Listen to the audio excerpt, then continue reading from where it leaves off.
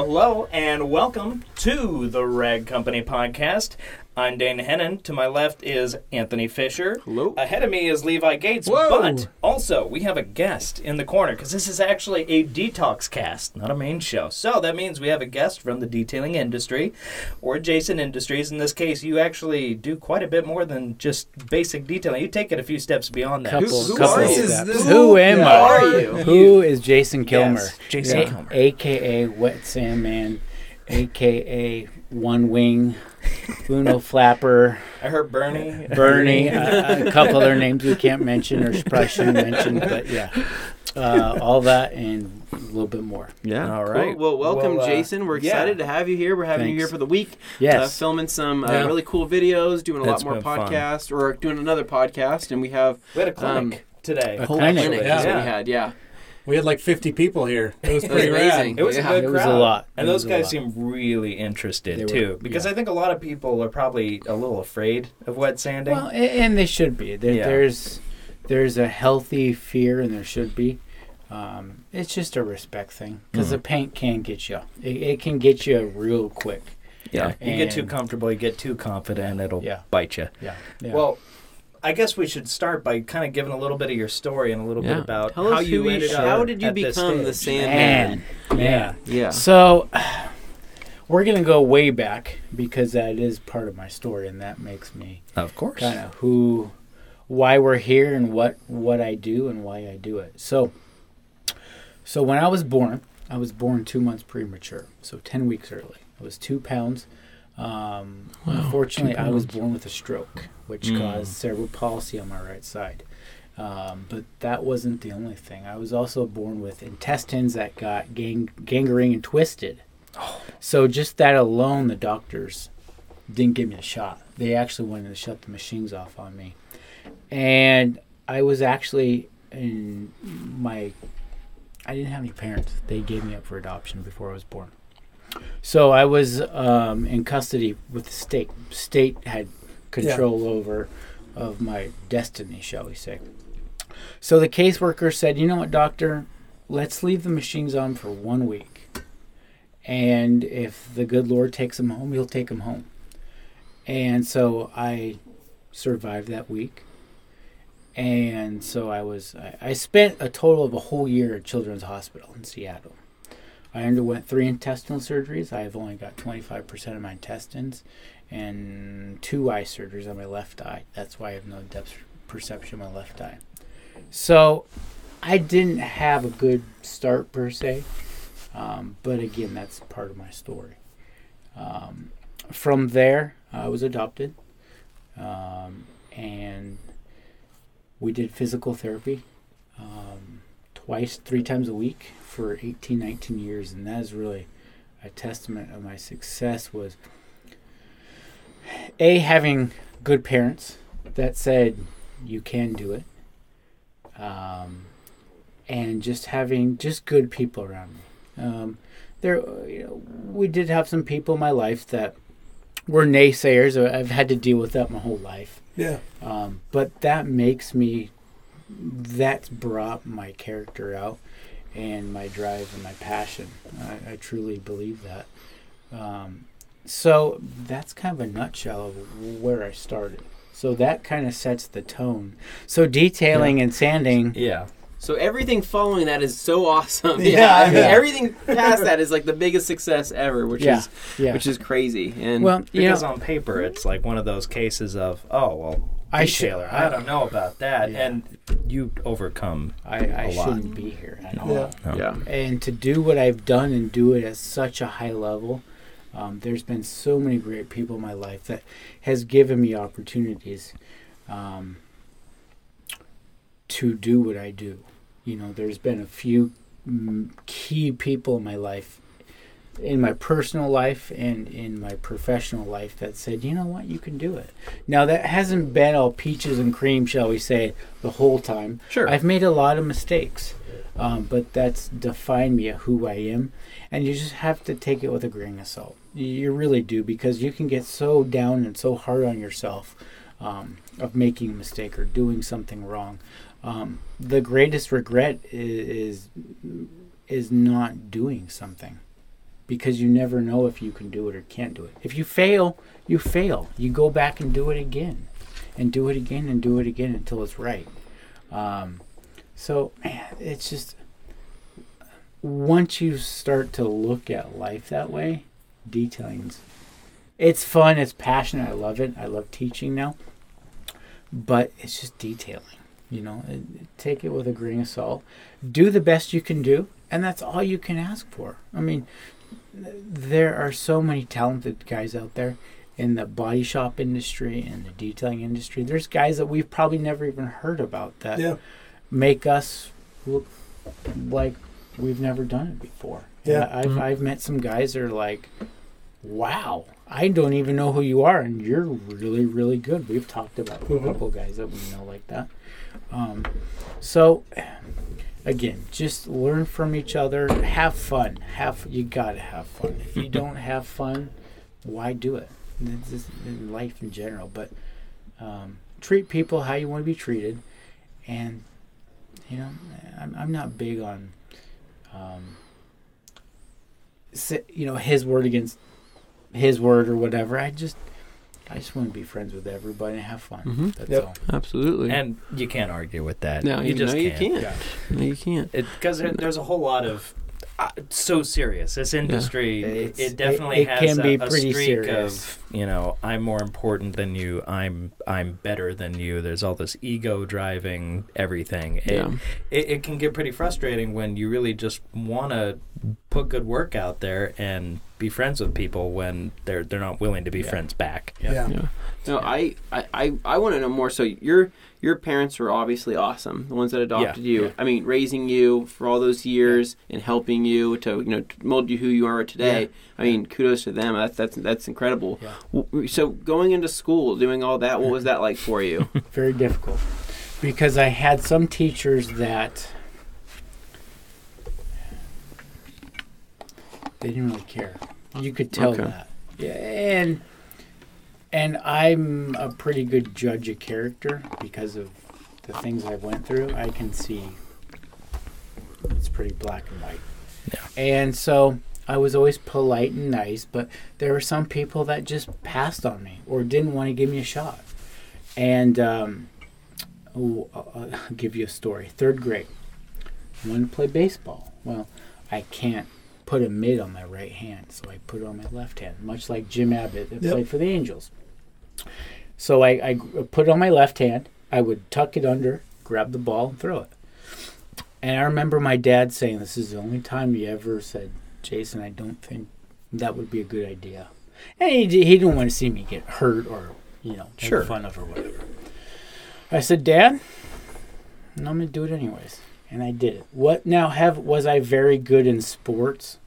I was pretty good, but I wasn't great. I played basketball. I dribbled with one hand. My junior in high school, I bench pressed with one arm. I would put my left arm in the middle of the bar and my right hand to support it. I bench pressed, I think, 180 pounds. Yeah, that's awesome. Yeah. So, I mean, I just did it differently, but I was pretty driven. And it wasn't to prove anybody wrong necessarily. It was just to say, you know what, I can do it too. I may look different doing it. I may not be as good, but I'm gonna give it my all, and I'm gonna be pretty successful. And so fast forward into high school, I took auto body and paint my senior year in high school. And so we learned, that was the start of learning that side of it. I was always into hot rods and cars and things like that, drag racing. Sure, yeah. So it was in my blood. So I knew what I wanted to do. We really didn't know how to get there, because my whole life I've been kind of in uncharted territories where, I am disabled to a certain degree, but I have all my brain function and I can think and speak, and so it was trying to figure that out. Right. Where not everyone can visualize, my CP or whatever, and trying to figure things out, how to drive a car. Oh, sure, yeah. We learned, was it different? Yeah, I drive with my left foot. I don't drive with my right foot. To drive a stick shift, probably not the safest thing for me to do, so we've never attempted that. But so going back in high school and doing the auto buying program, I mean, there was naysayers there, and I'm like, I just like this color sand polishing thing. I think I can do it. And, well, the challenge then was, okay, how do I control this buffer with one arm? Yeah. This was a rotary. Back in 99, 98, it was rotary. Yeah. So that was a challenge we had to overcome, and it took me many years, and I made a lot of mistakes. And then my left eye with no depth perception was also a challenge. So now you have a right arm or a right side that doesn't work to a full function, and then my left eye. So not only am I backwards, but I'm sideways too, essentially, or diagonal. Right, so we really had to hone in on some different skill sets, me personally, to get it figured out. And no one can really teach me that. I had to kind of learn that on my own. Because when I was taught, I had some very good teachers, but they would almost teach me like I had two arms and two eyes. Yeah, sure. And I didn't have that. So I had going from their own experience and trying to translate. So that's why when I teach, I try to teach a little more simplistically. Yeah. And I teach like you have what I have. Yeah. Disabilities or whatever, challenges. So I think that's what makes me a pretty good teacher, is I try to teach it very simple, where you can understand it at a certain level. And then we go into the more broader scopes of, of the higher end stuff. But it's very, very simple principle, essentially. Well, and I think that's what makes you such a good teacher. I think that's what, even when you did the Obsessed Garage video, like it made it accessible for so many people to actually but it also blew a ton of people's minds because it was so simple. Yeah.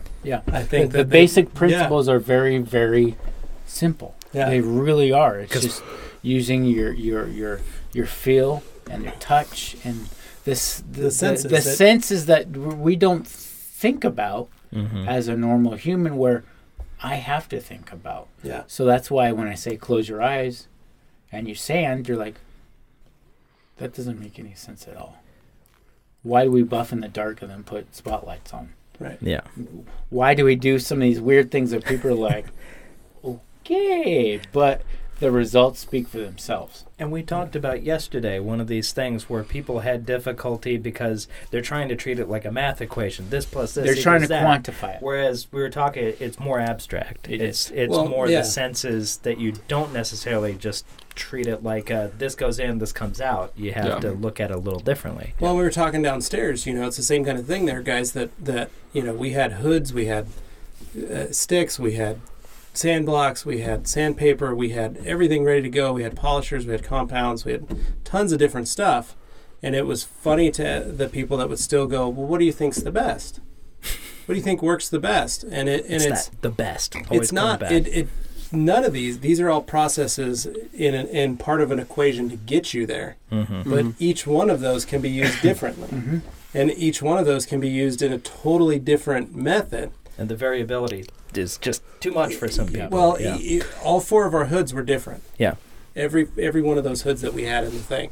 One had almost no clear on it, and another one was fully loaded, and then they were in between. And so, it was fun to play on each one and show different techniques and go, well, with this hood, because there's so much less clear, we can do this and get quite a bit of correction out of it. And then we can just do this and it's even better, but we don't have a lot of clear to play with.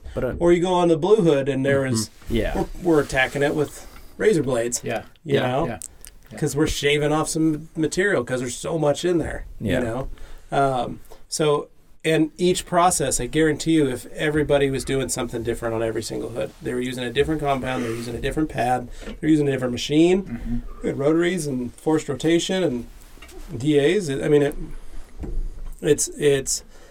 I like that there's so many variables. Yeah. A good friend of mine, local guy, Charlie Hutton. told me, Jason, there's more than one way to skin a cat. Yeah. As long as the results are the same. Yeah. It doesn't matter necessarily how you get there. And that's kind of my life motto, because I don't do it the same. I cannot physically do it the same. There's no standard operating procedure. There's no standard operating procedure. There's no standard chemicals. Like some of the chemicals they're using today, I had never experienced. I've never used. But I knew what I needed it to look like through the process. Yep. Through the movement of the machine and the pads and compounds and polishes. So I used that as my standard guide, and it came out pretty good. Yeah. Not good, but not bad, especially for the first time to use it. Yeah. And that's what I try to teach people, is it's not what's on the bottle.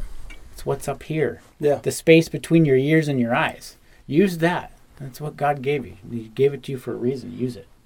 Mm-hmm. But a lot of people, sometimes they forget. Yeah. So, yeah, if you can simplify it to a couple of different principles, whether you're sanding or polishing or compounding, it's all the same thing. Mm-hmm. We're trying to lessen a scratch or remove orange peel. We're trying to lessen something and make it better. Yep. So sanding is essentially compounding and polishing. It's just on different levels. And it doesn't matter what you use. You can use the highest of high of compounds and polishes, or the most expensive machines, or you can use the lesser machines and still come up with, if your process is good and you understand the process, the finish is going to be pretty similar. Yeah. It's pretty interesting how that works, but it's proof in the pudding. Yeah. Well, and I think that's what throws a lot of guys off too, is I have to use this polisher, and I have to use this compound. It's that math equation and I have to, if I do this, this, and this, I'll get this result. Well, no, and we find that even just washing cars. Mm-hmm. We've got 3 or 4 different methods on how we can wash a car, but it's funny when you do post a video about, hey, we're just going to wash a car this way. How many people go, why aren't you doing it this way? Or why aren't you doing this? Or why aren't you adding that? And it's like, well, we're just cleaning a car. We're just washing it. And it's the same with the polish. It's like, well, I'm doing this, this, and this because there are these factors in the paint that I'm trying to mitigate. Yeah. And they're like, but you shouldn't be using that for that.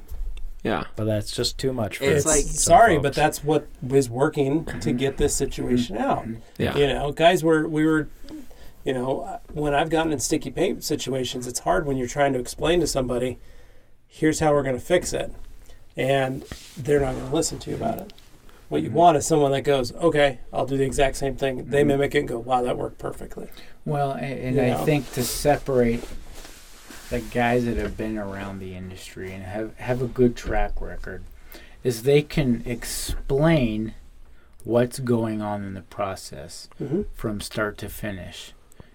And a guy or gal that understands that process really well is they can teach someone that's brand new, that's never detailed at all, and go, that makes sense. I can give you a polisher if you've never polished and a compound, and just explain some couple things. Don't overanalyze it. Just watch it and come up with a good result. I think that's the sign of someone that has been doing it for a long time and on a consistent basis and truly understands it. I think there's very few people out there that truly understand it to that level, that can actually teach it and have someone be pretty successful at it the first go around. Yeah, if they're complete greenhorn at it, then Well, but and at the same time, it's events like these. It's you getting out and doing the other events that you train and teach at, is to try and help break down that barrier for those guys. Yeah. So they can see and they can understand it. So let's, for those listeners that didn't hear or know, how'd you start KXK Dynamics? KXK Dynamics, okay. So, I was doing class in Tampa. and with Corey and a couple other guys. And he says, hey, we got this new guy. His name's Andy Ward. I'm like, okay. He's like, he's kind of skeptical. I told him about the class, and he just doesn't think it's really worth it. I'm like, okay, cool. And it doesn't bother me one bit. And so I typically don't call people. That's my MO. If they don't want to take a class, they don't want to take a class. I'm not going to pressure them into doing it. Well, Andy, I call him out of the blue. I'm like, hey, man, it's like you were interested in maybe taking the class. Is there any questions I can answer? And we hit it right off. I mean, he comes from an exotic car background. I come from, exotic high-end hot rods and Pebble Beach stuff. So we clicked. We're like, yeah, we see this and we see that. And so we hit it off, and he's like, yeah, I'll take the class. Well, that was like a month or 2 months before the class. And he goes, teach me all what you know. I said, or you really want to go down this rabbit hole? He's like, I do. And I'm thinking to myself, this guy's half nuts. Yeah. And so I called Corey up. I said, tell me about this Andy Ward kid, because something's not adding up. He goes, this kid's serious. Yeah. If he wants to go down that rabbit hole, I'd venture to say go down it. Yeah. So what I would do every day is I would call him. He would call me up and ask me a question. And I'd give him a homework assignment. And he progressed so fast. I said, just do what I tell you to do. Don't ask questions, and I'll explain it to you after. I want you to tell me what your what happened during the process. And during mid-sentence, I would stop him and say, let me finish what you were going to say. And I would dissect what he saw without him even telling me. I already figured it out. Yeah. So he was like, I don't understand how you understand it like that, but you basically told me without me telling you. You already knew what the finish was going to be like in the process. So we started this just really good friendship. Yeah. And so SEMA one year, I was approached by a company we had started doing the sanding blocks on my own, and they said, we want sanding blocks, but we want a large quantity. And that's when I said, oh boy, I got an issue on my hands. I need to figure this out. Well, Andy was friends with Aaron Knox from Red's Detail, and I didn't really even know Aaron that well, really. We talked a couple of times, and he knew what I was all about and things like that. Andy calls me up and says, hey, you want to start a company? And I was like, sure, why not? I mean, I don't know. Yeah. And sounds like a good idea. Why not, right? Right not? So we had become incorporated like a month and a half later. I mean, Andy is very, as you know, Andy. He's very gung-ho. He's gung-ho. If he says he's going to do it, it's already done. Yeah. So that's the great thing about Andy. And he's like our John. Yeah. He's not going to ask it. He's just going to make it happen. Yeah. He's going to make it happen, and then he'll ask for permission later. Yeah. Or forgiveness, one or the other.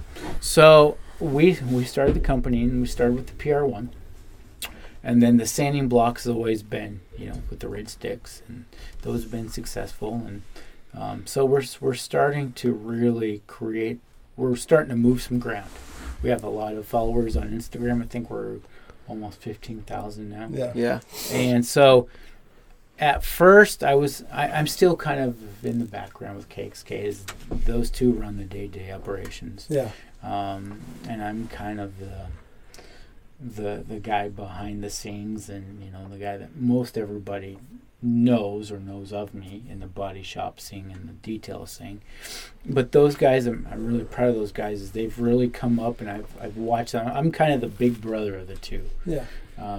Watching them grow, and not only on a personal level but on a detailing level too, and watch them really start to succeed. And really, it's nice to go to like SEMA now, and those guys are recognized now. Yeah. Instead of just, they're Jason's business partners. oh, it's Jason's this. It's Yeah. Jason Killmer's Well, it was like this. we were down when we were at SEMA and you guys walked up. It was like all of a sudden when they got to one of the booths, it was Andy and you and I started chatting, and Andy and Aaron went off, and all of a sudden they're answering questions for people and they're working on it. And they're not even, you guys don't have a booth. You're just, you're all of a sudden he's in there and they're throwing down and talking about compounds and polishes, and it doesn't matter. But people were like, hey, what do I do about this? It was fun to see. Yeah, it's, and from my standpoint, it's awesome to see these two guys blossom. And I'm very fortunate to call my business partners because they allow me to be me. Yeah. I'm unique. I know that. There's certain traits I'm really good at, certain traits I'm not. And growing up, I knew I was good at certain things. I was really good at certain things. And then there was other things I wasn't. So I never focused on the things I'm not good at. I was focused on the strengths, not the weaknesses.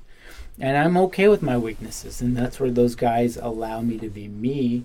And they are very good. We're very vastly different. I think we may be some of the three most vastly different business owners in the whole entire world. I mean, we are apples to oranges to pears. I mean, whatever you want to call us. So we were able to really hone in and really kind of break some bridges in the detailing industry. Yeah. From different companies that may not see eye to eye, we're able to kind of negotiate and navigate. And I think that's just because of who we are. And we truly want to help people first.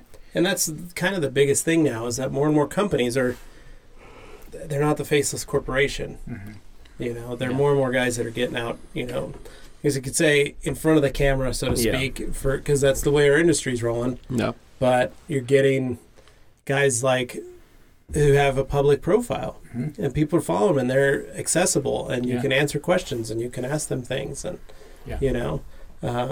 we're laughing. There's some companies that they just don't understand it, they don't get it, and they're like, why would you be doing that?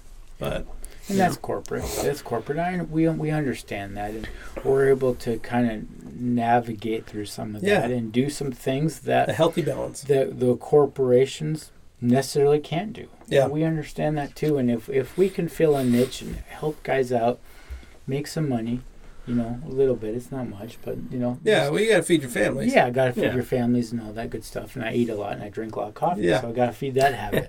But other than that, I'm good. No, it's exciting to see us grow as individuals in the industry. We're we're getting ground. Yep. I've had ground for a little bit longer than those two, but it's good to see those two really mature in the detailing industry. And really, not to say that they're some of the best in the industry, but they really are. Yeah. They're very, very good detailers, those two guys are. And I'd like to say I had a little bit to do with it, but, just kind of spur them on and kind of, I'm their biggest cheerleader, and it's good to see. Yeah. It makes me feel really good to see those guys grow and the company grow and just help other guys out. And we've helped some companies, with just ideas and things like that. I think people value our opinions. Whatever that means, I don't even know, but everybody has an opinion. But I think people value our opinions and take it for what it is. And we always try to be upfront and honest, and whether it's good information or bad information. Yeah. So, quick question. What does KXK Dynamics, what does that mean? When you guys came up with this name, what was your thought process behind that? So, the logo, we did KXK. Okay. We had the X turned around this way. Okay, yeah. And my wife's like, that's not going to work. I said, why not? She goes, look at it. I'm like, okay. That's not going to work. So we flipped it around. But the K is Killmer. Yep. The X is Proficient X as in Andy. Yep. And Aaron as in Aaron Knox. Yep. Okay. So that's the KXK. Yeah. And the detailers by 4 detailers was we're all detailers, and we're making these things for detailers. Yeah, absolutely. So yeah. Yeah, because I know somebody who's probably going to be curious on what KXK means, and it's that simple. So there's three guys. It's very simple, and it's black and white. I mean, what you see is what you get with us. Yeah. We don't want any ill intentions. We don't plain products. Pretty simple products. Yep. I mean, it's a sanding block, and it's some polishing racks. Yep. It's Yeah. not that complicated. But you guys have done a good job with the branding, because I mean, from like a marketing perspective, seeing these little bags, your rid sticks, like those look good. Those look like something that people want. Yeah, that is all. That is all Andy. Andy is a product genius, and I put my spin on it, and I just pretty much give Andy free reign. Yeah. And he's like, I like this. Andy's put so much time and effort into this company. We would not be where we're at without him. Yeah. And Aaron is an absolute genius. He has developed some products. Can't mention what he's developed and things like this, but he has spearheaded some of the major products out there on the market today because it's up here. Yeah. The guy is an absolute genius. The PR2 was a joke done by those two guys after SEMA. This year, after SEMA, on a napkin at like 2 a.m. Probably awesome. Drinking Diet Coke and smoking cigarettes. I mean, that's just how those guys Well, if it was are. Andy, it was Diet Pepsi. Yeah, Gotta Diet make sure we- Pepsi. Yeah. gotta not be clear Levi about knows that. his I know. fans. He's a Yeah. Yeah. You can So spot you- him in the wild. Yeah. Yep. Yeah. But no, that's really cool. And so, I mean, obviously, your guys' future ideas are going to be awesome. But, I mean, going forward with the brand and the imagery and all of that, I mean, everything looks awesome. I mean, the sticks themselves, the new palm sanding sticks, when you look at the logos on there, it has that kind of Gucci, the repeating print that looks super cool. And it really makes you feel like you have like a quality product. I mean, and it is a quality product. The whole thing, but even the small rid sticks, it's foam and acrylic. It's pretty darn simple. But the execution is what separates it. Everything's cohesive. Yeah. Correct. Yeah, and it all looks good. You stack it up, and for a lot of people wondering, are they just sanding blocks? Is that all they can be used for? No, they can be used for other things. Jason was showing us here some really cool tricks that we didn't even think about. What did you show us today?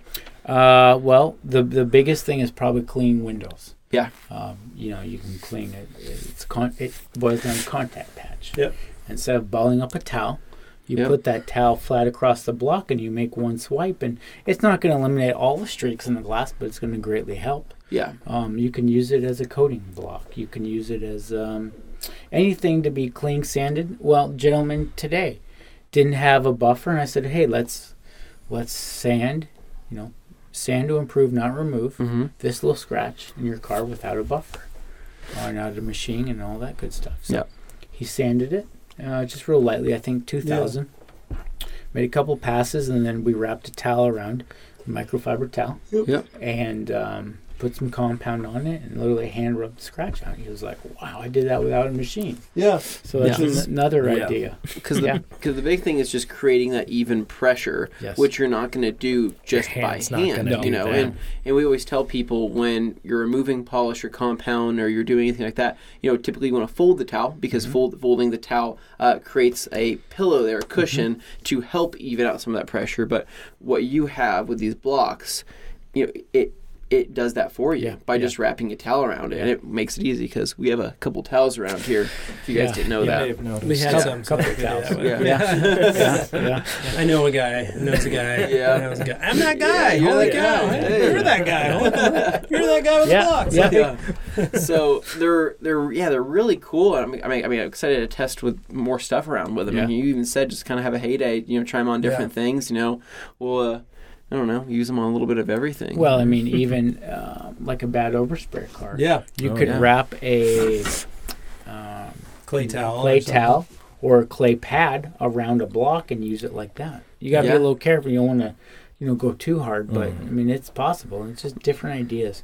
Yeah. Thinking outside the block, not the box. Oh, this guy. He came prepared with that. He's been waiting on that for a while. Yeah, he's been waiting for his big moment. So, what other? So we know how good you are at sanding. We've talked about that. But detailing. Let's just talk about detailing in general. You getting into detailing, was that just from sanding? Was that just from your body shop days, or was that something that you also were interested in? Yeah, it was something I was interested in junior high and high school. Okay. Where I'd start doing it. But again, with my CP kind of, not to say it got in the way, but it did. I mean, let's face it. It's just, it's an obstacle I've had to overcome my whole life, and I'm going to have to continue to overcome it. But yeah, detailing was fun. I liked it, but my passion was into wet sanding and buffing. That was my true passion. And I decided I'm going to be the best. I want to be, and it wasn't an ego thing. It was back to my cerebral palsy. I've always had to prove myself a little bit more than others just to get my foot in the door. So I had to be that much better than everybody else and try that much harder. So I really had to prove myself to be able to navigate through what I've been able to be able to accomplish. And I'm truly blessed. Like I said, I've had some great mentors. Some guys that are literally the best of the best. And I've just happened to be at the right place at the right time with the right amount of passion. And they were able to give me a shot and say, yeah, you can do it. You know, and I made some mistakes along the way, some costly mistakes. But the people that were able to help me out were really able, just, they saw something in me, I guess, and they gave me a chance. So, you know, if it wasn't for people like that, I wouldn't be where I am today. You know, my good friend Sean, who we saw today, he's a very big guy. He's very boisterous, and he's got a bald head, so he sticks out like a sore thumb in the crowd. And he gave me the opportunity to help me. I helped him on some of the projects that he has done in his quest. And he is truly one of the best in the industry, paint and body-wise, on the custom side of things. And he's just a great human being to begin with. But yeah, so I mean, it's people like that have paved my path, per se, and laid it down smooth. And sometimes it's been rough, but all in all, I've been pretty blessed and pretty privileged to work on some of the stuff and done it on a consistent basis. I've done it at a pretty good clip for 18, 19 years. So you've done some, but going past that, right? So after learning about all of that, you've done some pretty insane cars. I mean, you've wet sanded some pretty insane cars, and I think we should talk about that because we want to make sure that people know what level you're at. Wet sands cars, seriously. But seriously. He wet sands, but he seriously wet sands. What cars have you done? We want to know. I mean, not just as I've detailed a Ferrari, I've wet sanded on a Ferrari. What cars have you done, and where did those cars go? I guess you could say. What achievement did they receive? So the first Riddler car I did with Sean at Devers Street Rods. That was 2008. I think it won Riddler. Okay. And for the people that don't know what Riddler is? Riddler is basically the Super Bowl of hot rods in the hot rod arena, where it's a one-time show. The car can never be seen, never be aired, nothing on the car can be seen. Debuts at the show in Detroit, Cobo Home. So that was the first big car I did. But before that, I did a car for Dave Tucci, a good friend of mine up in New York. Did a car for him for SEMA. We just cleaned it. We didn't polish at that time. I think I was 22 or 23. So that was really the first big car. But the first noted car was the Detroit car in Ferrambo. It's a Ferrari-powered Nash Rambler station wagon. Yeah, we detailed every Dane's eyes. Dane's eyes just lit up. Dane's like, "Oh man!" Dane's gonna have that as his new wallpaper. In his computer. I'm gonna go find that later. Yeah. So that was the first really notable car that I had helped on. Yeah. And then the second Riddler car, third Riddler car, fourth Riddler car, fifth Riddler car. I've helped on some pretty high-end Pebble Beach cars. The prototype Ferrari Testarossa. I've worked on what's known as I believe it's the prototype Ferrari GTO. Oof. Local car. We just did a quick clean on it. Nothing too crazy. Yeah. Just to, generalize getting it clean. So quick polish, quick that. And that's another thing. Segment is they don't have to be all wet sanded. They don't have to be, super fancy. It's just because you're good at wet sand doesn't mean you always have to do that. Yeah, so sometimes the cars just need to be cleaned, and the budget's not there. I mean, that's a whole other segment podcast we can go into, and the money's really not into the wet sanding. It's a long, tedious, hard job. Yeah. But we've done 5 Detroit cars, a couple of Pebble Beach cars. Some magazine stuff. I was fortunate enough for Nick Chapman of Nick's Custom Detail down in Dallas. He brought me out to Texas to help with a Gas Monkey project that went to Pebble. Went back there and helped them on the GT40. The black GT40, and then the Pebble Beach car. That was a Rolls Royce. It was black and green. Packard. It was a Packard. That's right. Packard. Yeah. That was a barn find car. That was an interesting car to do. I've worked on the whole gamut of stuff. Yeah. One of ones to none of nones. Yeah. And everything in between. So what is the most, in your opinion, I think I know, maybe I don't know, what's the most satisfying color to wet sand in detail? Black. Okay, Black. I already knew that.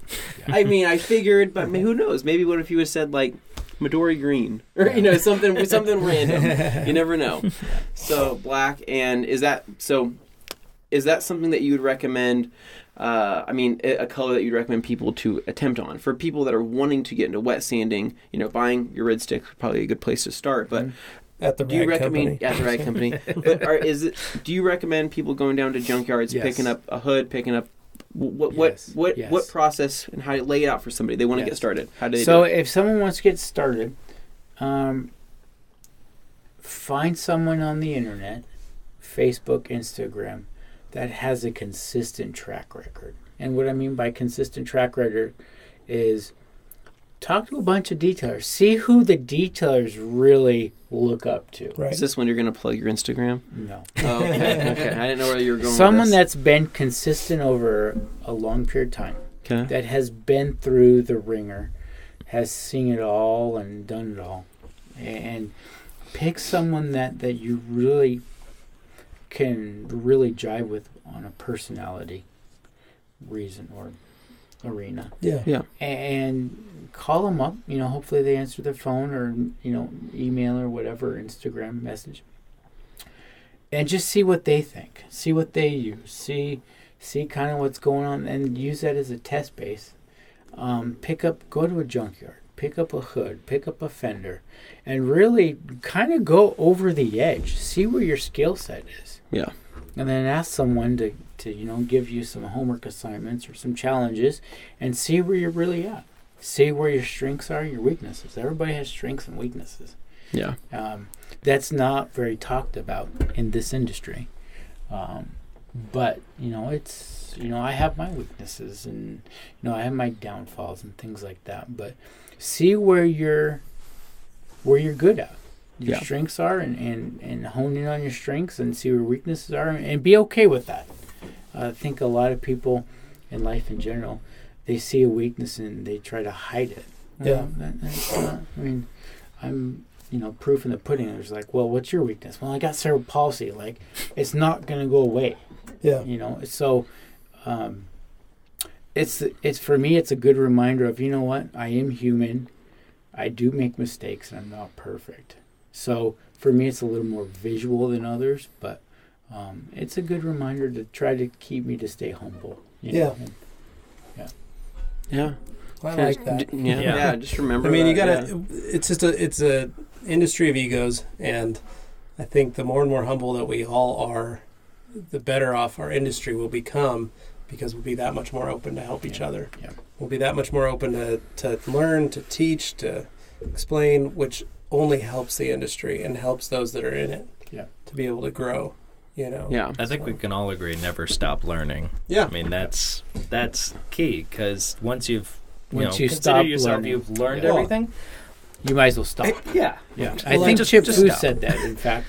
the day, I don't remember where I heard the quote, but he said the day I stop learning is the day I either need to quit or I just stop. Or I'm dead.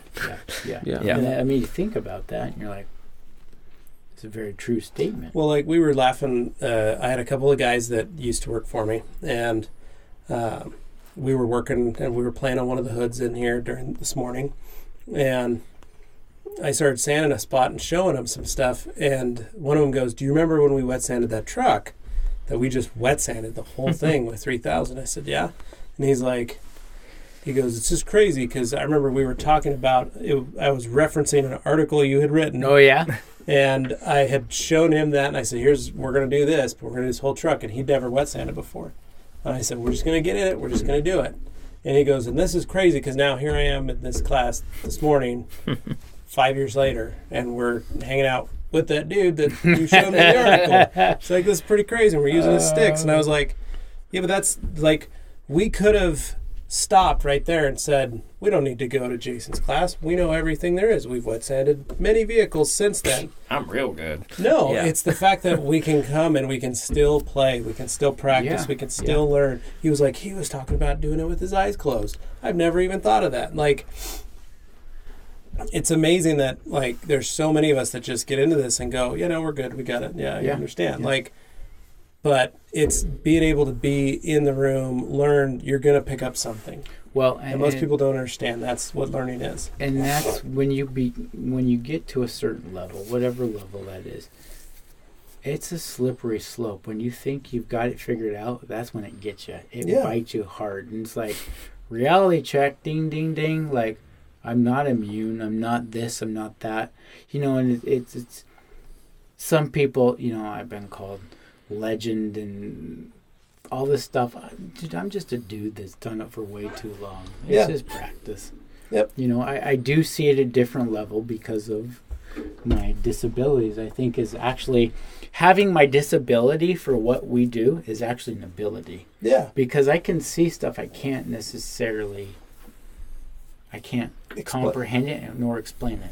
And if you're around me, you're like, yeah, he does see it kind of weird at a different level. It's like an amplified focus. Yeah, it's something like that. You catch stuff. Yeah. And you're around me more, you're like, yeah, dude, he's a little cuckoo. I think though we, all of us here, we love people with quirks. Like we all have quirks. That's my favorite. Dane has his quirks. Dane loves editing. I think Dane could edit videos for the rest of his life without food or water, and that's his quirk. He goes in. We talked about it. He goes into editing mode. As we were like, it's called flow. Yeah, we were like, you want a drink? You want food? We were driving to Vegas for SEMA. Oh, yeah. Wasn't it? And we were like, are you good? Because we all had to stop. We had to go to the bathroom. We had to eat. Yeah. We had to drink something. And Dane's like, I'm just sitting in the car. I'm good. I'm just sitting in the seat. And we're like, all right. And he's like, I put my body. Nope. He's like, I put my body into editing mode, as he said. And we were like, all right. I'm in sleep mode, rest mode. I'm in rest mode. I don't have to. I'm good. And so Levi's got, his Diet Pepsi. I mean, every time you turn around, he's drinking Diet Pepsi. Yep. And so. I got Red Vines. I got Diet Pepsi. And he's all needed something. He's criminally not sponsored yet, but I know. I know. Gotta work on this. And then I'm either always eating or I don't know. Yeah. Eating. No, you're always eating. Eating or my mind's wandering off in other areas, and so it's funny. We all have our quirks. So when we meet people in the industry that have a quirk, we know them because we're like, oh, that guy's kind of quirky. I can associate. Because when you see those people with that perfect veneer, you're like, okay, there's got to be something. There's a crack in the armor somewhere. And the quirks show that you're human and we can relate to it, and that's like somebody that we say, hey, we get it. Like we like you because this makes you you, and that's like the best part about it. And everybody, I mean, Rennie Doyle, the person that's on your shirt right now, Rennie Doyle, he's a quirky guy. He's awesome. He's Rennie Doyle. He's fun, and there's a lot of other people in the industry that are that same way, and we just put their quirk to the person. We say they're a cool guy. Yeah. Yep. With me, I would want to be known as Jason was just a good dude Yeah. And he was an all right detailer. I'd be perfectly okay with that. Yeah, he's okay. It was nice to be around. Yeah, because there's so much He didn't more. piss me off. Yeah, there's so I much. didn't hate the guy. Yeah, he's all right. Yeah, Pretty good. and that's really what I want to be known for. Is what, that guy's a good guy. And a detailer second, but I want to be a good human being, and just try to help people out. That's what I'm here for. I've reached more than I could ever imagine when I first started. I mean, the cars that I've touched, I worked with the guys that I looked up to when I was growing up. Yeah. So, I've worked with some of the best guys in the industry. I've been blessed beyond my wildest dreams, and I've done it over and over and over and over. So if I can pass the baton on to, the next generation or someone that really gets it and really wants to be at that level, because it's not for everybody. Right. What I do is not for everybody. They're like, No, we heard whoa. there was a lot of guys that came that said, I just wanted to come to see what it was about. Yeah. It's more than I'm ever going to do, but I wanted to at least experience it. Yeah. And there's other guys that, like, there's that gal that got in there. She got right in there with you, and she was wet sanding and going to town on some stuff on a panel, and it was like, that was odd. There were people that were either old hands at it or just starting out, or had never even experienced or had a good process, but wanted to learn more, wanted to try different things, and they develop that respect for it, because then they understand the folks who are really good at it, what they go through and what they're up against. And like you were saying before, I mean, the flaws, the mistakes are what help you get to where you're at, because without those, you wouldn't know where the limits are. You wouldn't know what, where I could you're push up them and against. not push them. It's like one of the last exercises we did, we were like, oh, this is the Hyundai hood or something. Yeah. When we know it's going to be thin, it's going to be soft. And I'm like, well, Suzuki. Yeah, Suzuki. So I'm like, right about here, we're going to be going through. They're like, how'd you know? I'm like, I've done it long enough. And sure enough, within 2 or 3 microns, we started seeing color. Yep.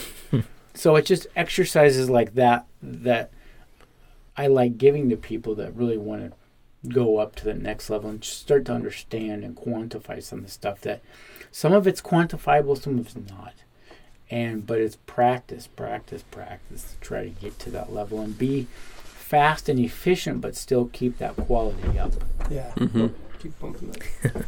Yeah, no, it was pretty cool. I thought all the people that came out today for the clinic, a lot of people surprised me, because a lot of the people said, asked when the clinic was, and I told them, they're like, oh, okay, I may come out, we'll see, and they ended up coming out and bringing 2 friends, or something like that. We had then signed up online. So. We had Dent Pro, who's a local PDR guy. He brought him and his partner came out, and he said he might be interested in coming out, but he wasn't really sure, because he said he wet sands very rarely. But I told him, learn from the best. You can learn from the Sandman himself. Here's an opportunity. And the legend, the master. That dude. He's pretty good. He doesn't want that. He's pretty good. The dude that I don't hate. So pretty good. So detailer. he showed up, and he actually had more questions than anybody. Yeah. He was the guy that was standing next to you that was asking you all the questions when you were working on the Blue Hood, and it was pretty cool, because I was like, nice, good for you to come out and really hone in your skill. Well, when you're in my position and you look up at the crowd, and you have 55 guys, 55 people from all different backgrounds, just learning styles from all different walks of life, all different walks of detailing, ages, production, all that stuff. Ages. So I'm like, I'm one dude, and I have to try to get these people attention, but don't do too much where they're like, okay, I'm bored now. This guy's talked for 2 hours. We haven't done anything. So that's why I really see the crowd, and it's from my experiences. When I've taught a lot. So to pull them in and just say, you know what, forget what I thought about. Pull them in and start just putting the block in their hands. Just start the conversations, and then once you start the conversations, and then it goes from there. They're engaged then. They're engaged. Yeah. So they can learn at their own pace. But if I was to talk and say all the attributes of everything, I would have lost probably 95% of the crowd out No, but there. it was great. And we were able to, I noticed that everybody kind of got around and got on each hood Yeah. And there was Which wasn't planned. no, Really but it wasn't planned. no, but it perfect. They all kind of bunched up into their own groups, and they were practicing. They were pulling. Everybody had Kinda like something to holding tell off at each first. other. Yeah, but everybody gathered around one hood first, and then everybody kind of moved, and then all of a sudden, guys were like, "Oh, well, I'll just start like, wet once sand it and clicked, stuff." it was okay. They're like, oh, Yeah. I can just do that. Yeah, and then they all started going, and then you'd hear conversations. Like go around to the other tables, and you'd hear conversations of guys going like, "Well, if you try, I've tried this before, I've done this," and then they do that, and then they do something else. And that's where the real education was happening. Yeah, was and it like was in those little awesome. pockets. Yeah, You It get was awesome. you get fish stories. Well, Yeah. I've done this. Well, Oh, I've yeah, done yeah. this. Yeah. It's but it was fun fun to see them all getting together and just spending a Saturday morning talking and chatting, and even if some of them were just catching up together, it was a great catch up of we had guys talking about I gotta get a bigger shop, or I gotta change shops, or we've got other folks asking what do you guys do on interior? They just all of a sudden it became networking too. Not just education, but networking and asking questions and getting to know other detailers. We had guys from out of state. And that's the biggest thing when I've done group classes. It's I've seen guys that have, never met each other, maybe competitors. Now they work together. Yeah. Or help each other in projects. And as a teacher, that's what you want to see. You want to see the people that you teach, the students, whatever you want to call them, really start to really succeed and just open up their minds and just maybe do something that they hadn't thought about before. Yeah. Or they've met a guy that this detailing industry, a lot of headbutting and things like that, and they finally meet that person that they're like, I don't know about, and they actually become friends with them. Wow, you're actually a human being. Yeah. Wow. He's talking about me. This Levi guy. Jason Killmer, bringing people together. Look at him. Yeah, Bringing look at that. He wasn't such a bad guy. No. Yeah, that's awesome. Cool. So maybe we should go get some lunch. I know. Yeah. Kind of hungry. Don't know about you guys, but Guys, If you're listening to this, hopefully you're getting ready to eat too. So. Yeah. Cool. This has been awesome. I think thank we all you learned so a much lot. for Jason, coming by. Thank you Thanks for coming out. thank you for bringing me out, everybody. You guys have been more than gracious, and we plan on doing this again. I was gonna say, eventually, Bring in some- You might be back. Yeah, We're going to in bring some special guests. some Yeah. other people in and Yeah. just having lots of fun. Yeah. It's gonna be a party. Yeah. Next All time right. we'll make it like a week-long event. Oh, man, we'll, it's gonna be we'll have nuts. a sleepover here at TRC. Yeah. Yeah. Wet sanding. I'm We've just done it kidding. before. Yeah. Why not? Bring your sleeping bags and your Yeah. buffers. Yeah, people just gonna show up off the plane. I'm ready to go. Let's do it. Don't say that too loud. You might have Yeah, have people. I don't. It's all right. We'll put him in Dane's office. So Yeah. we don't have to Oh, worry about it. What? Stack them up like cordwood. Yeah. Dane's like comes in one day and there's bunk beds in your office. I can't zone out. Don't my worry editing about when it, I have all dude. these people here. Yeah. Sorry, Dane. You're gonna have to edit somewhere else. Yeah. Well, thank you so much, Yeah. guys, for watching. Thank you, Jason, for coming by. We'll do this again. This was really great. So, This was awesome. man. All right. So I'm wrapping it up. I just want to say thank you if you're watching on YouTube. You're watching this video. If you're listening, you're probably on iTunes or Shout Engine. And as always, make sure you're subscribed, leave a comment below, all that biz. You know how it goes. Anyway. Oh, leave us a review on iTunes if you want to. Yeah, we that could would use help. a few more We of would those. love that. Like, even if you hate it, just let us know. Like, Yeah. we want to Yeah. know. So, Yep, it's and all then good. Check out Jason Killmer and KXK Yes. Dynamics on Instagram and Facebook, and the rest of his crew as Check well. out Andy Ward at Profession X. Yep. Or Proficient X. Sorry, Andy. Yeah. There And we then go. Aaron Knox at Reds Detail.